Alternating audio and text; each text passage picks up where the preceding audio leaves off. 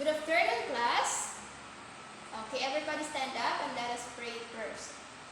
In the name of the Father, and the Son, and the Holy Spirit. Amen. So, before you take your seats, kindly pick up some pieces of papers under your chairs and arrange your chairs properly. Okay, so done?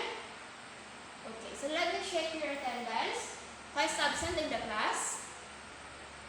Okay, very good. None. I'm glad that no one is absent today. So now, I have here a jumbled letters. And I want the class to arrange these letters to form its correct word. You understand? Okay, so the first jumbled letters are, what do you think is the hidden words of these jumbled letters? Okay, very good. It is citizen.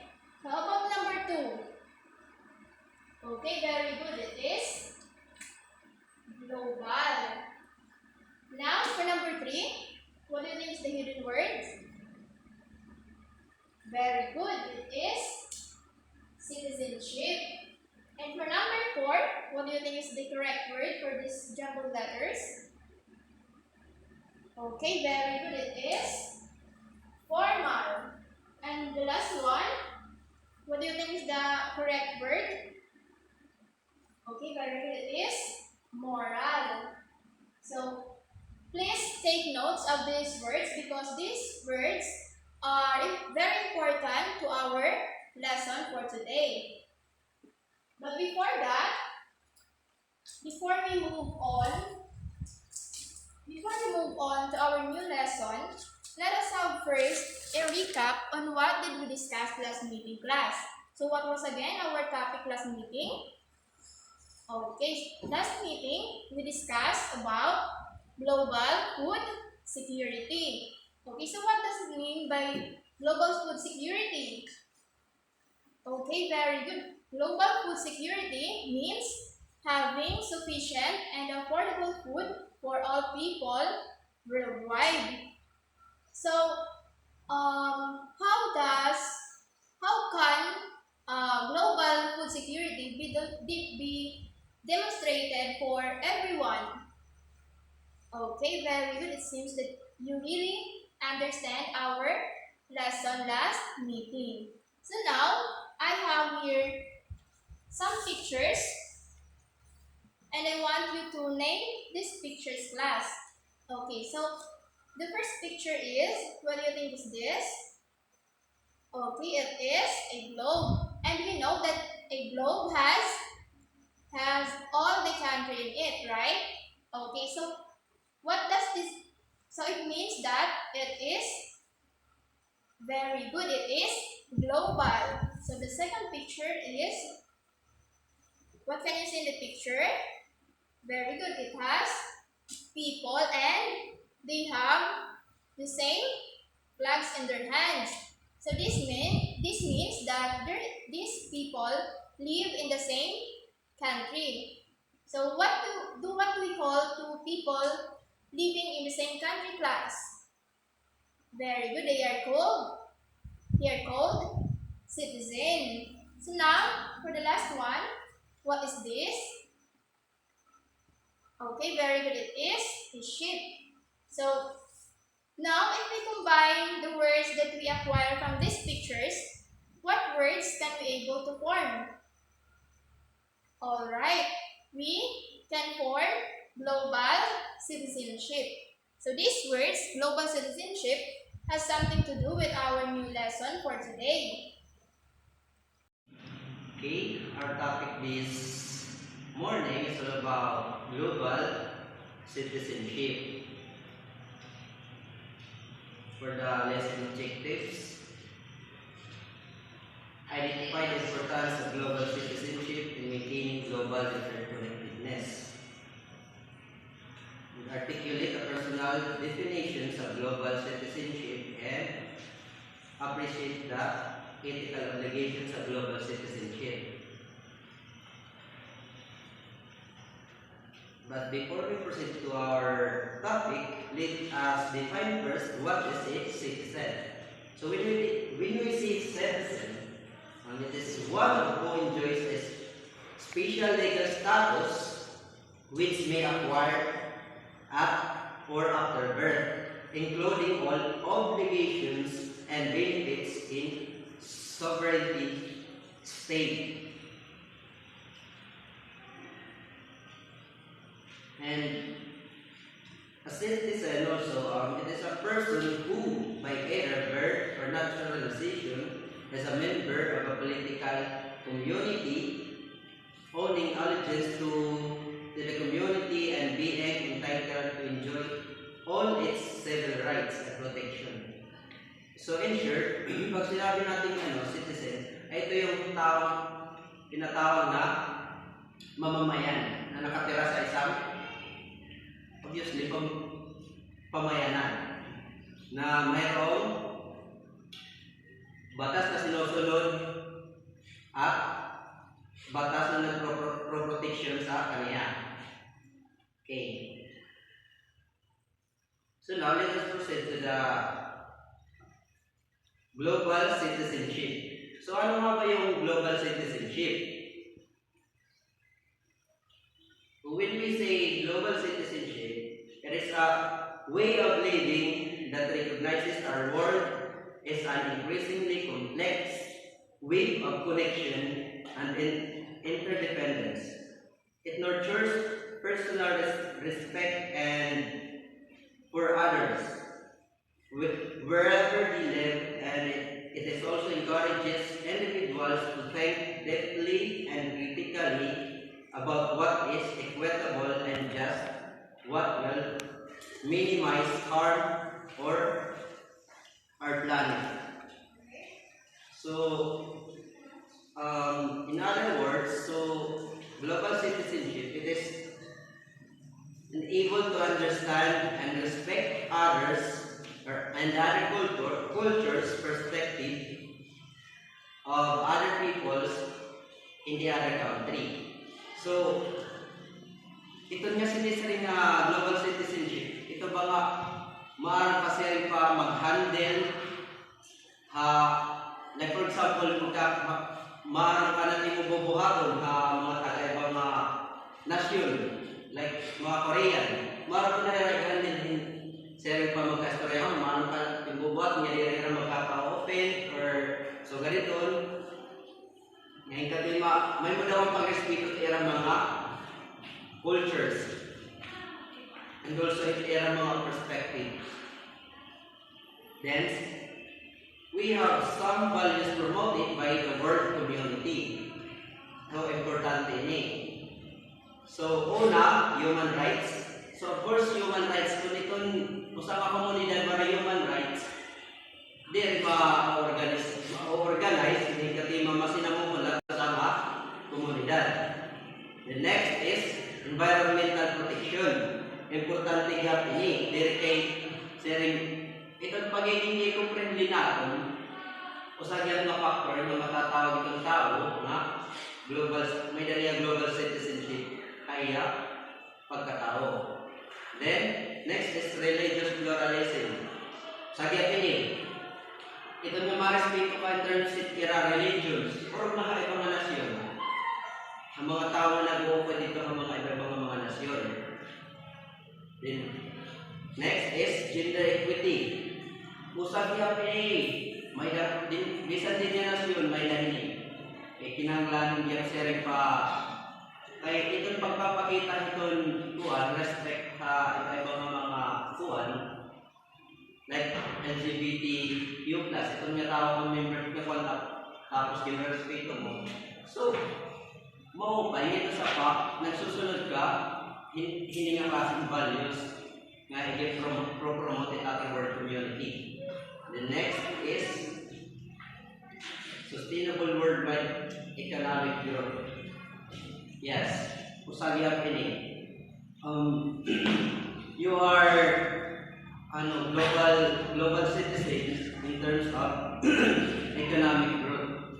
Kung sirin pa may damo sirin pa if pati in terms sa economic itong sa mga country, dahil kay sa pag dahil kay degrade mode, ira mga sirin pa ito economic status sa mga nasyon or sa ibang bansa.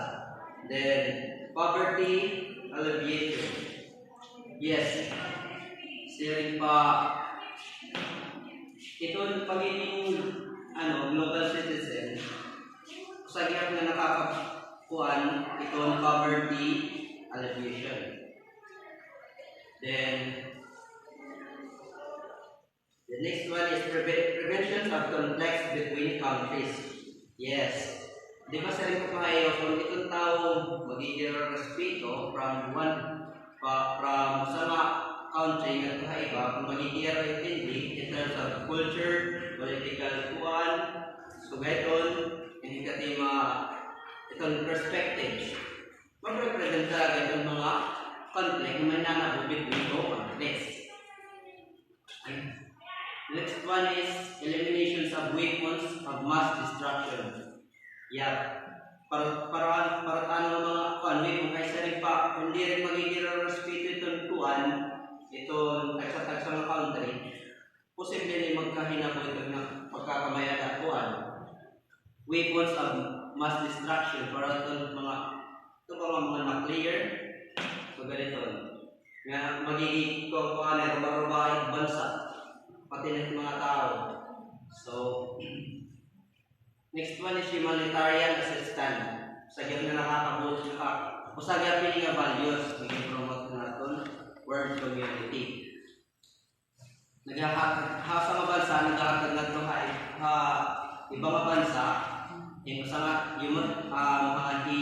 humanitarian assistance in terms of service and financial opportunities.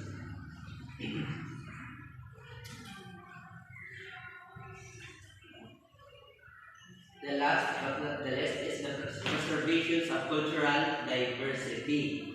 Yan, siring pa. Itong correction nyo ini nga sa mga kuan values na gi-promote na itong world community na preservation sa cultural diversity.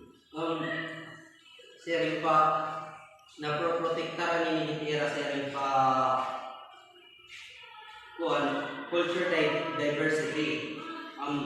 Para itong siring pa tagsa-tagsa na kultura itong usang kuan o sa away itong mga tao from sugay itong atong country nga itong ibang country nagiging respeto man.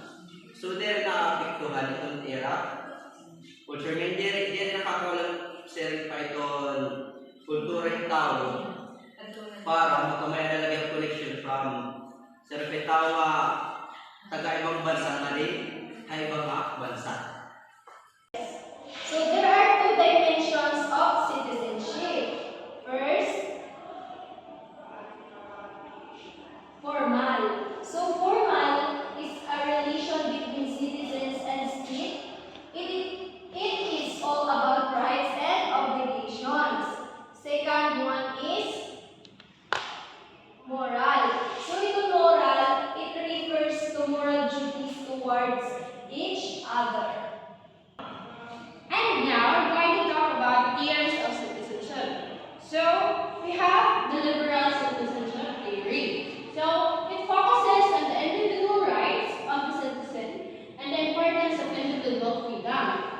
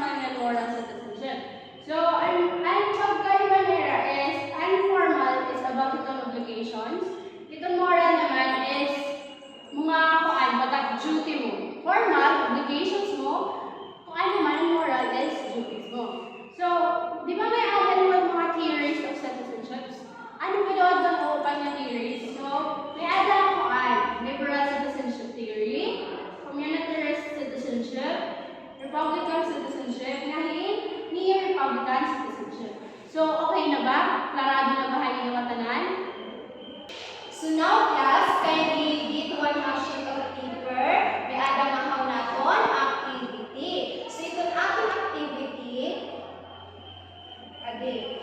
Basang tayo ito, direction.